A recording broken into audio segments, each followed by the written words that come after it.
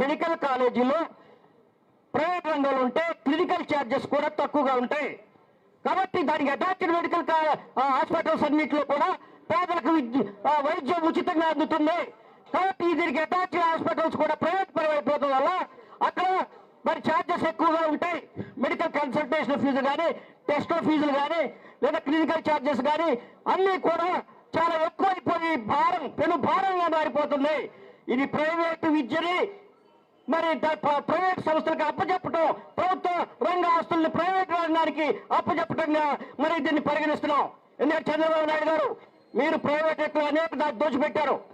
మీరు సహకార mill, cooperative సహకార బిల్లులు, షుగర్ ఫ్యాక్టరీలు అన్ని కూడా ప్రైవేట్ రంగం చేశారు. మీరు విద్యా సంస్థలు ప్రైవేట్ రంగం చేశారు. వైద్య రంగాన్ని ప్రైవేట్ చేస్తున్నారు.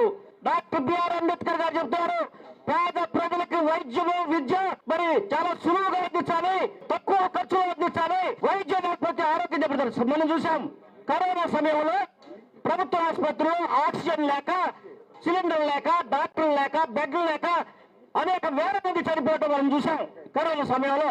కాబట్టి ప్రభుత్వ హాస్పిటల్ ఉంటే ఇలాంటి మరి వైరస్ వచ్చినప్పుడు తట్టుకోవడానికి వైద్యం లేకుండా ఉంటుంది. ప్రైవేట్ హాస్పిటల్ దోపిడీ చేశారు కరోనా సమయంలో. కాబట్టి ఇప్పుడు కూడా దోపిడీ చేస్తున్నారు. ఈ ప్రైవేటు వైద్య రంగం అనేది ఒక మాఫియాగా తయారైంది. పేద ప్రజల రక్తాన్ని పీల్చుకు తింటున్నారు. కాబట్టి ఇలాంటి విధానాన్ని స్వస్తి పలకాలి. లేదంటే మీరు కుర్చీ దిగాలి, మీరు దిగుతారు.